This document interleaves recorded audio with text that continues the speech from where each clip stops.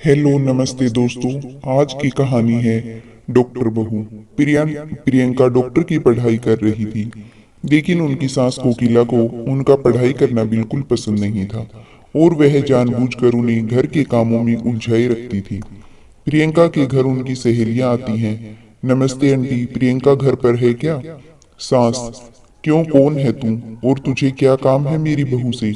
जी, मैं उनकी सहेली नीलम हूँ। कल उसका एग्जाम है ना, और उसने मुझसे कुछ किताबें पढ़ने के लिए मंगवाई थी, वहीं देने आई हूँ। अच्छा, तू है नीलम जो सारा दिन फोन पर मेरी बहू के कान भरती रहती है? देख लड़की, अगर आज के बाद तूने मेरी बहू को उल्टी सीधी बात पढ़ाई तो मुझसे बुरा कोई नहीं होगा। अरे खबरदार, अगर आज के बाद तूने मेरी बहू को फोन किया और दोबारा इस घर में दिखाई दी तो। अरे माँ जी, पता नहीं आप किस जमाने की औरत हैं। मैं तो सिर्फ आपकी बहू की मदद करना चाहती थी, लेकिन क्या करे, बेचारी की किस्मत फूटी है जो उसे आप जैसी सास मिली है। ठीक है, जाती हूँ मैं। बड़ी आई मुझे भाषण देने वाली, तेरी जैसी बहू तो देखी है मैंने। प्रियंका: माँ जी, मेरी सहेली नीलम घर पर आई थी क्या? माँ जी बोली: अरे बड़ी बदतमीज है तेरी सहेली, औरतों से बात करने का ढंग भी नहीं है उसे तो। मैंने बड़े बड़े ताने सुनाकर भगा दिया। डॉक्टर बहू: अरे भगवान, अब क्या होगा? कल मेरा एग्जाम है। सांस कोकिला: अरे तेरी यह बेकार की पढ़ाई में क्या रखा है? बड़ी आई डॉक्टर बनने, चुपचाप घर के कामों में ध्यान दे। सांस कोकिला: कल मेरी कुछ सहेलियां घर पर आ रही हैं, उनकी खातिरदारी में कोई कमी नहीं रहनी चाहिए। बहू: जी माँ जी। प्रियंका के साथ सांस मुंह फुलाकर वहां से चली जाती है। अगले दिन का पूरा समय प्रियंका का सांस की सहेलियों की खातिरदारी में और घर के काम में बीत जाता है, और प्रियंका एग्जाम नहीं दे पाती। उस रात प्रियंका अपने पति करण को सारी बात बताती है। करण: अब क्या बोलूं, यह माँ भी ना, कोई बात नहीं, और तुम अपना मूड ठीक कर लो, अगली बार अच्छे से ठीक से पढ़ाई करना। भारती: कुछ दिनों के बाद बाहर से आवाज आती है। अरे कोकिला बहन है, घर में प्रियंका है। कोकिला: क्या हुआ भारती, तू इस तरह लंगड़ा क्यों रही है?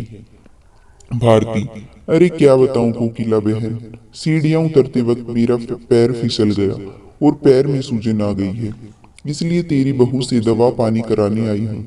कोकिला: मेरी समझ में नहीं आता, लोग छोटी छोटी बातों को लेकर डॉक्टर के पास क्यों जाते हैं? अरे तेरा पैर ही तो मुड़ा है ना, ला बस मैं तेरे पैर को ठीक कर देती हूँ, दिखा तेरा पैर। कोकिला भारती का पैर पकड़कर जोर से खींचती है। भारती: मर गई रे, ऐसा बोलकर जोर से चीखती है। कोकिला: अरे क्या हुआ, आराम मिला?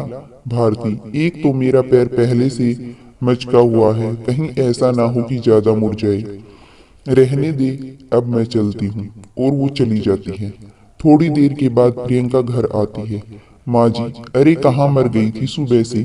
प्रियंका: माँ जी, मैं अपनी किताबें लेने गई थी।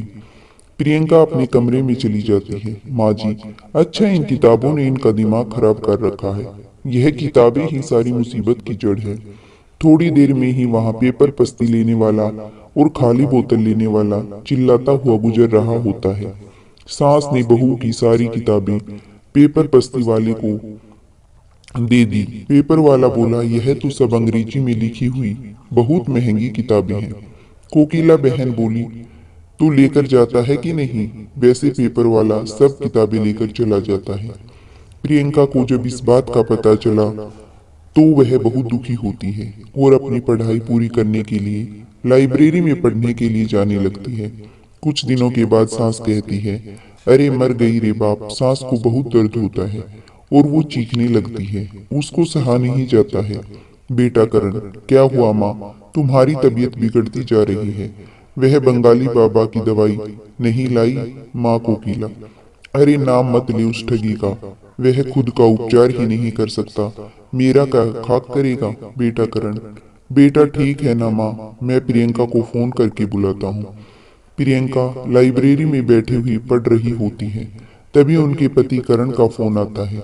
प्रियंका: जी बोलिए जी। करण: माँ की तबीयत ठीक नहीं है, जल्दी घर पर आ जाओ। प्रियंका: जी मैं अभी आती हूँ। थोड़ी देर के बाद प्रियंका घर पहुँचती है और कहती है, क्या हुआ माँ जी? माँ जी: हाँ बहुत बड़ा बुखार है। प्रियंका: फिक्र न करो माँ जी, आप मुझे एक बार चेकअप करने दीजिए, सब ठीक हो जाएगा। माँ जी, अच्छा ठीक है बहू, जैसी तेरी मर्जी। प्रियंका कोकिला का चेकअप करती है। फिक्र न करें माँ जी, आपकी बीमारी समय रहते पता चल गई है, ठीक हो जाएगी।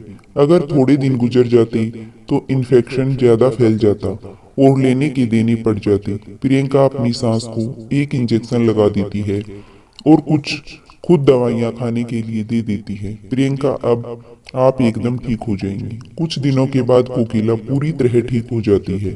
अपनी बहू के साथ किए गए बुरे बर्ताव से कोकिला को बहुत पछतावा और शर्मिंदगी महसूस होती है। वह अपनी गलती का पश्चाताप करने के लिए अपनी बहू को उसकी किताबें ला कर देती है। सास कोकिला, मुझे माफ कर दे बहू, अगर तू सही वक्त पर मेरा इलाज नहीं करती तो पता नहीं क्या होता। माँ जी, आप ये कैसी बातें कर रही हैं? मैंने जो किया वह तो बहू होने के नाते मेरा फर्ज था। दोस्तों, उम्मीद है आपको कहानी पसंद आई होगी, तो प्लीज चैनल को सब्सक्राइब और वीडियो को लाइक करना ना भूलें। धन्यवाद।